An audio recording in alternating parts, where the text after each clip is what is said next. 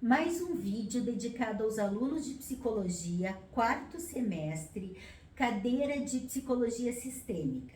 E hoje a gente vai dar mais uma retomada de forma sucinta, resumida, sobre alguns dos conteúdos que nós vimos durante esse bimestre. E entre eles, cibernética e teoria da comunicação. Quanto à cibernética, vocês lembram, primeira coisa, a psicologia sistêmica tem no seu tripé, nas suas origens, a teoria geral dos sistemas, a cibernética e a teoria da comunicação. E assim como o próprio conteúdo não é linear, as suas origens também não foram.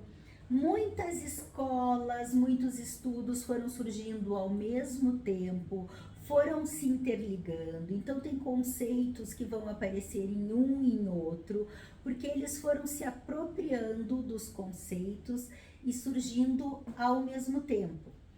A cibernética em especial, sim, aquela mesmo que a gente ouve de robô, de tecnologia, pois é essa mesma cibernética que surgiu na década de 40 com o matemático Werner. E lembram que era a época da Segunda Guerra Mundial e estavam pesquisando como otimizar as armas de guerra. Só que a partir disso eles começavam a ver, né, os pesquisadores começavam a ver como, de que maneira a gente vai aprimorar, digamos, eu quero atingir aquele alvo. Eu vou estudar matematicamente o caminho, o curso, corrigir rota para que o meu alvo seja atingido. E dessas pesquisas iniciais, essa correção de rota foi se ampliando para outras cadeiras. Surgiu um encontro em Princeton para falar sobre cibernética, e aí começaram a ir, foram profissionais de várias áreas, não só matemáticos, mas também outros pesquisadores, como sociólogos, psicólogos, enfim. E aí, o objetivo inicial, que era a guerra, foi se ampliando para um objetivo mais salutar, eu diria, que surgiram as pesquisas de como fazer, começaram a pesquisar como fazer máquinas tão inteligentes que pudessem usar o raciocínio humano, inteligentes como o corpo humano, diria. Então aí surgiram os robôs, surgiram até as pesquisas dos membros, né, de membros artificiais, próteses, enfim. Teve muito ganho, a ciência teve muito ganho com essas pesquisas e a psicologia também. Porque daí começaram a levar para a comunicação, para a interação, para as relações humanas, o que foi aprendido na cibernética. Vocês lembram que tem a primeira e a segunda cibernética. Dentro dela, temos a de primeira e de segunda ordem. A primeira cibernética, o que mais, eu vou pegar aqui com vocês o que para nós, ainda num curso de graduação, o que nos é mais importante frisar. A cibernética de primeira ordem, ela se focava nos processos morfoestáticos. Vocês lembram? Na família, eu sempre vou falar em família, porque é a minha área de atuação, é a minha área de estudo. Então, quando a gente fala em processos morfoestáticos, eu vou ter sempre que lembrar, e é o que eles estudavam, que na família existe a tendência a permanecer em homeostase, que é se manter em equilíbrio, se manter mais estável possível e sempre com o objetivo definido. Gente, o objetivo definido da família é manter-se unida, é manter-se coesa, é manter-se sempre como está. Então, nos primeiros estudos, na primeira cibernética, se estudou isso, essa estabilidade do sistema, então baseada nos conceitos de retroalimentação negativa ou feedback negativo. Vocês lembram o que é isso? Feedback são as informações que vêm para dentro deste sistema, né? Que podem ou não trazer mudanças. Se for um feedback positivo, ou seja, a família se adequa, incorpora essas mudanças, nós estamos falando em retroalimentação positiva.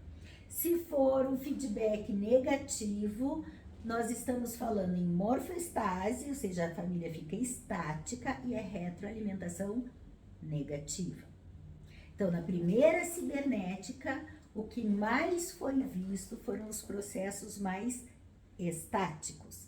Até porque era início dos estudos e também eu imagino que eles pensavam que, pelo que se entende, bem, a família ficando mais estável, a família fica bem, continua. Se a gente pensar em termos de psicologia, a gente pode falar de que eles estudavam tentando solucionar, né, os problemas, os sintomas e mantendo essa estabilidade do sistema.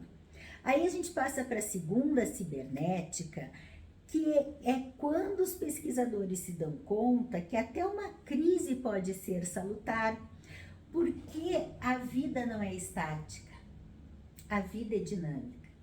E as famílias têm que ser dinâmicas também, elas têm que se adaptar. Logo, muitas vezes o processo de crise ou um sintoma, porque vocês já sabem que o sintoma pode denunciar uma crise ou tentar equilibrar o sistema, lembram disso? Bem, acontece que mesmo uma crise pode ser o que vai dar aquela desestruturada momentânea no sistema para que ela passe para que ele passe para sua próxima fase, para que se desenvolva segundo o ciclo de vida ou se adapte. Vamos pensar, me ocorreu um exemplo muito prático e atual. Entramos em pandemia há 2 anos. Bem, é um grande input, é uma grande informação externa ao sistema, mas que vai afetar a dinâmica deste sistema. A dinâmica de rotina, de convívio, de trabalho, né? Vocês lembram que os sistemas podem ser fechados, que não tem troca com o meio, ou abertos. Geralmente as famílias são sistemas abertos, elas têm que ter trocas. A informação da pandemia foi um sistema aberto. Foi um exemplo de que o sistema é aberto, desculpa. Bem, quantos casos de separação, de divórcio houveram durante a pandemia? Quantas famílias ficaram rígidas, não conseguiram se adaptar às novas condições? Quantas crises familiares houveram? Então, se a gente pensar por aí, fica mais fácil de entender. Retroalimentação, ou quantas pessoas não conseguiram dar conta de se adaptar profissionalmente também. Agora eu lembrei, não estou falando só de divórcio e separações. Então a gente vê o input, a pandemia. O sistema tenta ficar rígido, congelado, feedback negativo. Tenta manter a homeostase, tenta ficar morfoestático, não vamos mudar. Alguns sistemas ficaram tão rígidos assim que chegaram a desestruturar, não conseguiram se adaptar à mudança. E aí deu os divórcios. Agora pensando, input, pandemia, fica todo mundo em casa, muda a forma de interação. Aos poucos esse sistema foi se adaptando à nova forma de se relacionar, de conviver, de interagir, de trabalhar conforme dava, quem conseguia. Aí, esse sistema a gente pode dizer que fez uma retroalimentação positiva, feedback positivo. Lembram? Positivo porque é bom? Não, é porque foi incorporado pelo sistema, ele foi maleável, ele se adaptou e seguiu o seu fluxo natural, não foi rígido. Então, é nesse sentido. Vocês poderiam me dizer, Daniela, mas espera aí, se houve separação, então o sistema mudou. Poderia pensar assim.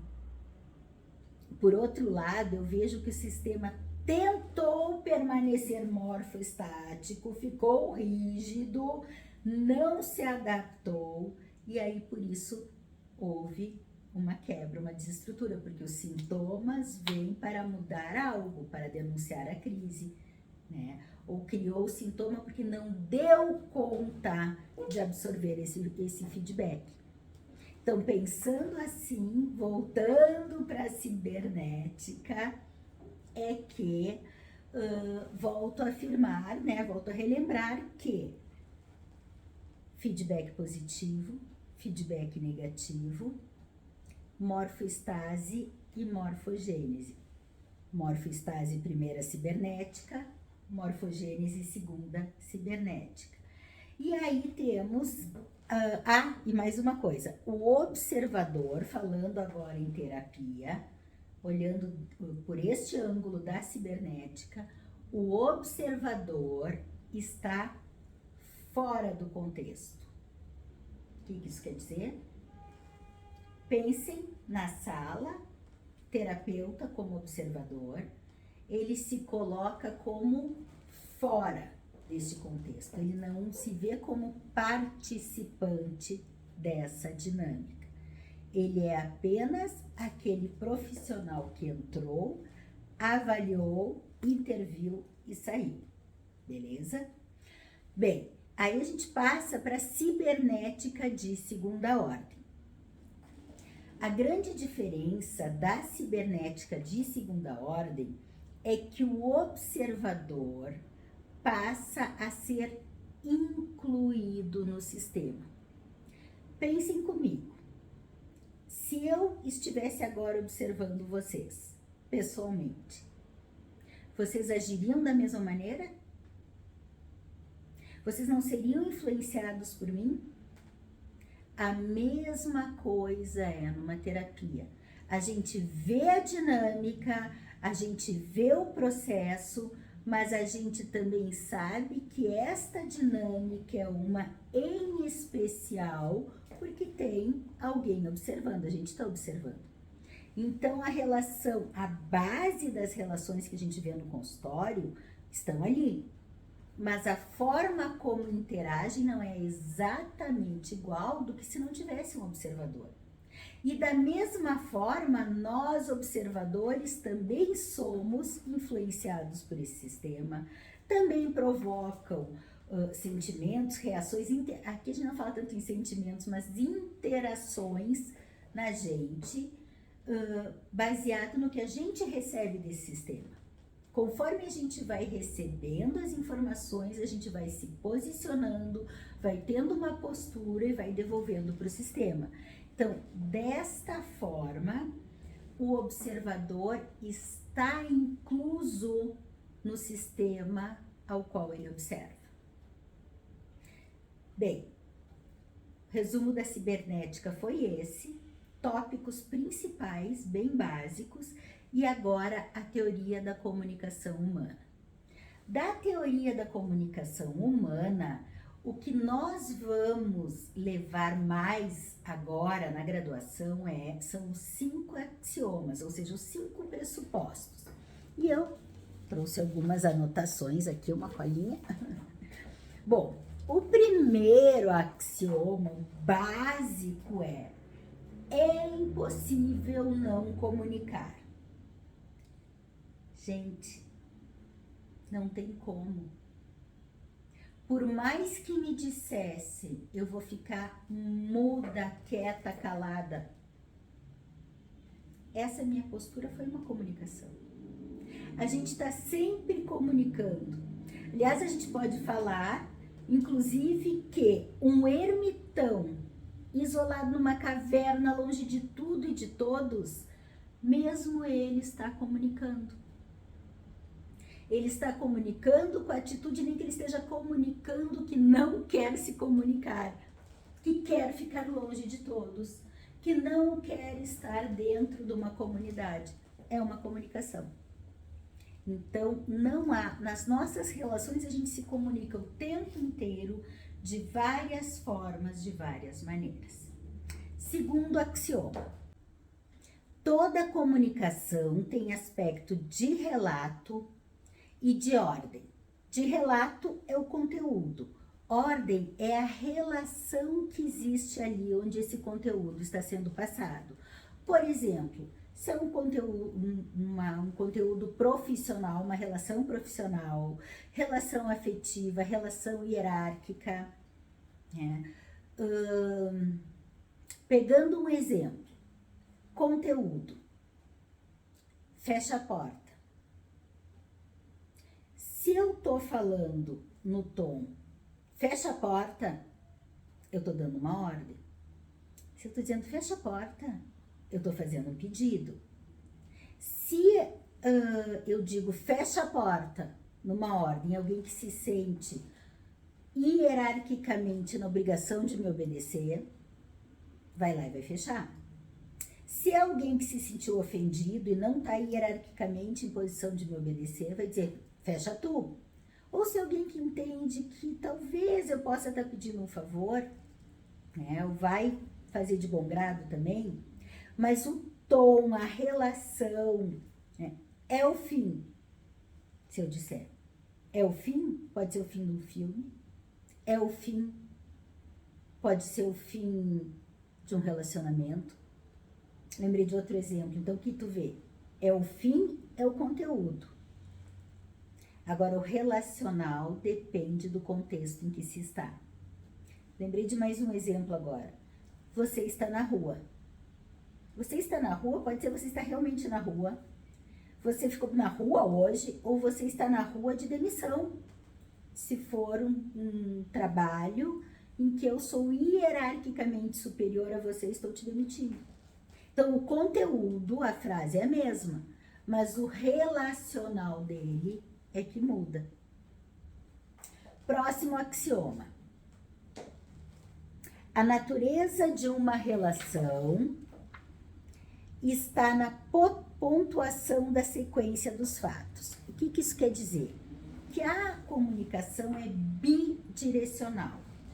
Eu, a interlocutora, te digo algo. Então, ou seja, pelo pressuposto, pelo olhar da cibernética, eu sou a transmissora. Eu te transmito algo.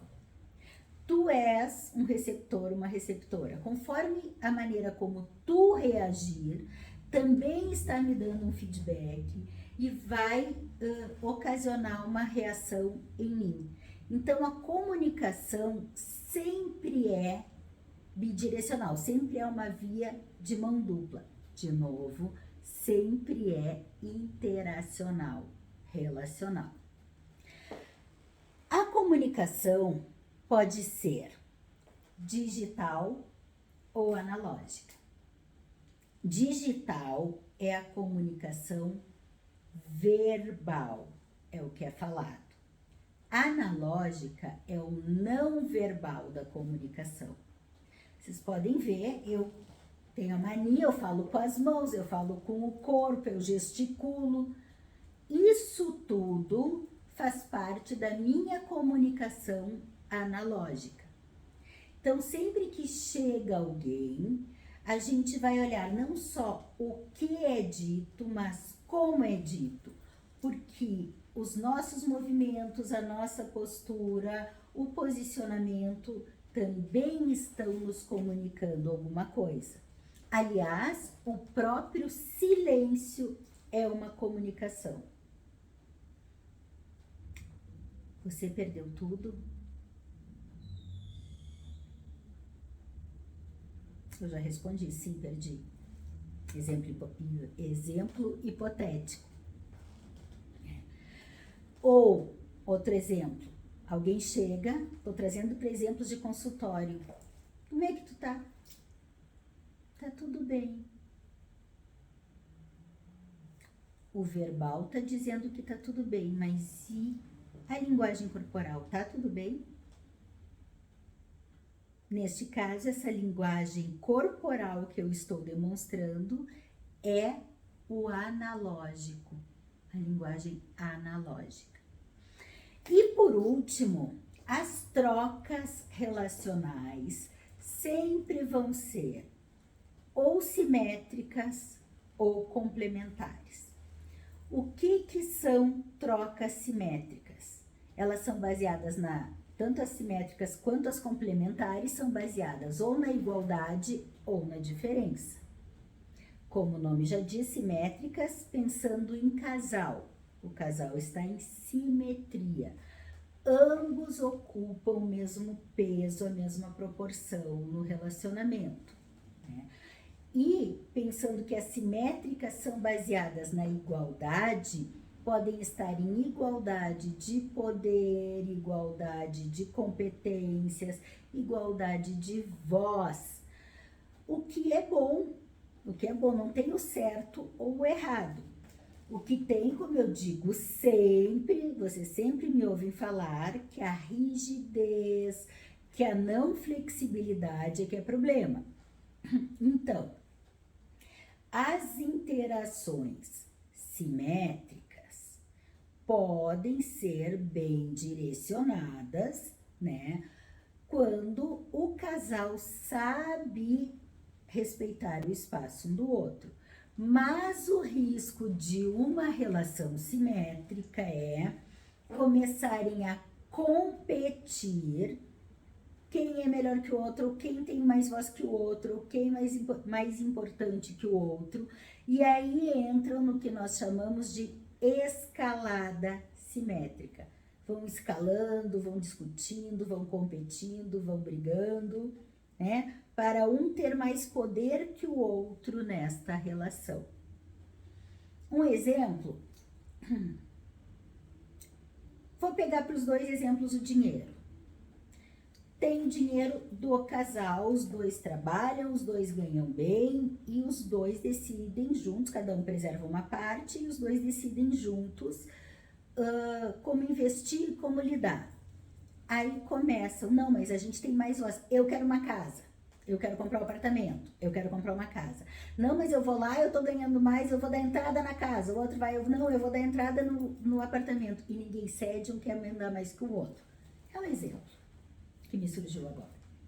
Já as relações complementares são baseadas nas diferenças. Um complementa o outro no que tem de diferente. Um é mais expansivo, o outro é mais tímido, então o mais expansivo puxa. Um tem mais poder na relação, tem a voz mais ativa, o outro é mais quieto. Um gosta mais de interagir com pessoas e o outro é mais caseiro e mais fechado, não gosta muito, enfim. Um trabalha e ganha dinheiro, o outro não. Bem, conforme for o arranjo deste casal, a complementariedade pode ser boa. Olha, a gente se fosse só por mim, viveria na rua e não organizaria a casa. Não, se fosse só por mim, ficaria só em casa e não teria interação nenhuma. Então vem, eu te puxo um pouco, tu aprende comigo, eu te puxo em outro sentido. Eles vão se negociando, ou eu ganho dinheiro, eu não. Mas nós dois juntos conseguimos chegar a um acordo, né? Eu vou e trabalho e trago, mas tu vai pagar as contas para nós no banco. Agora é aplicativo, mas tudo bem. E vai ajudando a gerenciar, tem voz também, às vezes eu decido mais, aqui tu decide mais, em outro é muito comum, né, os casais tradicionais, eu decido mais com o dinheiro, tu decide mais com as crianças, e esse casal tá em paz assim, tem problema. Onde entra o problema? Quando esse casal complementar tem papéis muito rígidos e um vai ficando extremamente dominante e o outro aí vai ficando extremamente encolhido. Aí, quando essa complementariedade assume essa questão rígida de mando e obediência, de sempre um dominante, pode haver problemas também no casal. Pode haver aquela questão onde um vai se submetendo, vai se despersonalizando nessa relação. E vai assumindo as questões, a personalidade, os gostos do outro. Pegando aquele exemplo anterior do simétrico, onde eles competiam, eu quero uma casa, eu quero apartamento, que o certo seria chegarem a um consenso também lá. Aqui também o ideal seria o consenso, mas neste caso, em caso de rigidez, seria: eu quero uma casa. Não, mas para o nosso estilo de vida, eu não me imagino uma casa. Eu tenho dinheiro, eu pago, eu já decidi, eu fui lá e comprei e fiz tudo sozinho. Sem ouvir a parceria, sem chegar no acordo. Então, vocês veem, os dois polos são preocupantes. E o equilíbrio e a dança poder, às vezes, ter mais características simétricas, se complementar em alguns pontos, conforme as aptidões mais de cada um ou de outro, seria o mais adequado, o mais saudável aos casais. Então, eu finalizo lembrando, quando a gente fala e pesquisa e setoriza alguns conteúdos, gente, é para que vocês tenham toda a base histórica, vão acostumando, é apenas um semestre dessa cadeira, vocês não têm como sair com todo o fundamento, mas que vocês vão adequando, acostumando a audição, aprendendo os conceitos e aos poucos aprendendo como levá-los para a terapia, para consultório ou para empresas também, porque a sistêmica é muito utilizada no meio empresarial também, né? Mas o que a gente está fazendo aqui é dando essa panorâmica para ir se acostumando e aprendendo um pouco de cada vez, mas não quer dizer que, porque a gente faz essa cisão didática, né, e daqui a pouco a gente já viu também algumas escolas de teoria sistêmica, não quer dizer que sejam usadas regras ou conceitos separados. Vocês podem ver que conceitos que aparecem na teoria da comunicação, vai aparecer também na teoria geral dos sistemas, na cibernética, porque eles vão vindo juntos. Assim como nas escolas, tem conceitos que vão aparecer várias vezes, porque um ia aprendendo com o outro, um ia passando os pressupostos para o outro, e aí ia se construindo a visão sistêmica de terapia. E é isso que eu quero passar para vocês, que vocês vão desenvolvendo essa visão mais sistêmica, mais circular, mais relacional, menos rígida, mas aprendendo a contextualizar em cada situação o que pode estar acontecendo ali de relacionamento também, não só a visão intrapsíquica. Esse é meu convite para vocês.